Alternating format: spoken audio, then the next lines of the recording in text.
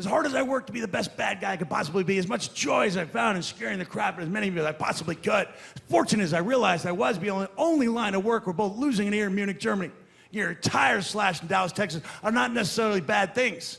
The truth is, that type of hatred concerned me, because deep down in here, I didn't get involved in wrestling to be hated. Deep down in here, I got involved in wrestling to be loved.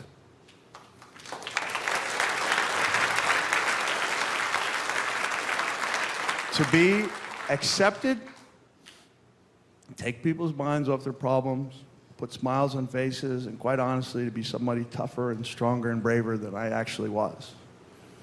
I look out and I'm like, I can sense you weren't expecting this type of vulnerability, were you? But I've got to be honest. I have to be honest. Success of this show depends on your total and complete belief in my honesty. And never more so than when I tell you from the bottom of my heart that Brock Lesnar doesn't give a shit about a single one of you.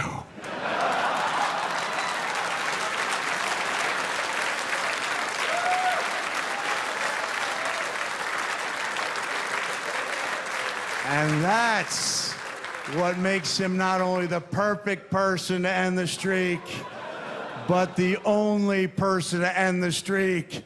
The truth is, if a single one of you walk away from here and think that the time and money you spent wasn't worth watching my show, my feelings will be hurt. And the things that you say and do and write and occasionally tweet will affect me, will hurt my feelings. But guess what? You're not going to hurt his. Would you like to know why? Would you like to know why? I'm going to tell you why. Because scientifically, mathematically, in order to hurt Brock Lesnar's feelings, he'd have to have feelings to begin with. And he does not. He does three things. He eats, he sleeps, he conquers a streak. I can see you guys out there like, but Mick, you do 2 out of those 3. But it's somehow not the same. More importantly than that, most importantly of all, there's never gonna come a moment in time. And when I say never, I mean never ever. There's never ever. There's never gonna come a moment in time. I don't care if it's 5 minutes, 5 days, 5 weeks, 5 months, 5 years. Never! There's never gonna come a moment in time when you look at your television screen at the image of Brock Lesnar and go, oh, he's a nice guy.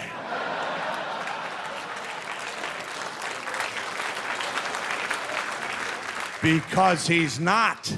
And that's what makes him the perfect person to end that streak. The only person to end that streak, because as good as I was, and I was damn good, the weight of that object, the magnitude of that object hanging around my neck would have broken my spirit, if not my spine, and the spirit or spine of all the great ones before or after. And I'm talking, when I say great, I mean absolute, all-time greats, like Eddie Guerrero.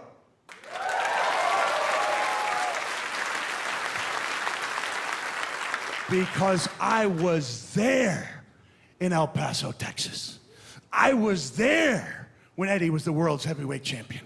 13,000 people sold out. 12,999 chanting his name. One person booing.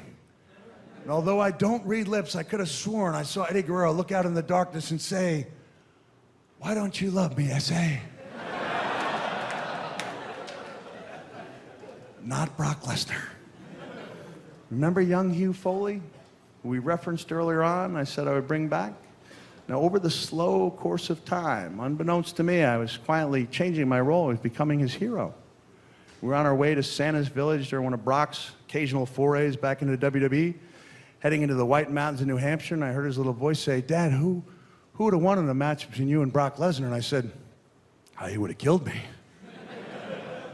He said, "So you don't think you would have won?"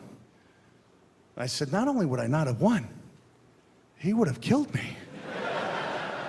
And I could feel him actively reframing that question for a third time. He said, "So you don't think you would have beaten Brock Lesnar?" Which time I became a little perturbed. I said, "Son, what part of the word killed don't you understand? You know this visit we're on to the White Mountains to meet up with Santa? Well, guess what? We wouldn't be on it. We wouldn't be meeting Santa. You want to know why? Because I'd be dead. Brock Lesnar would have killed me. You know this minivan I'm driving that you and your brothers and sisters are so ashamed of? Guess what? Would not be an issue. You know why? Because I wouldn't be driving it. I'd be unable to. You know why? Yeah, because I'd be dead. Brock Lesnar would have killed me. And a few minutes later, from the back seat, I heard these tiny sobs.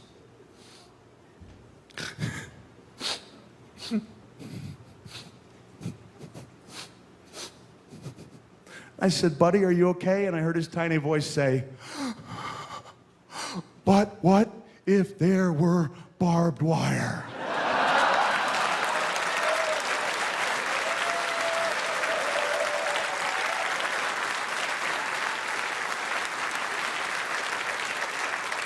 So assessing this situation, I reached out and grabbed that tiny thread of dignity remaining as a dad and told the biggest lie of my lifetime.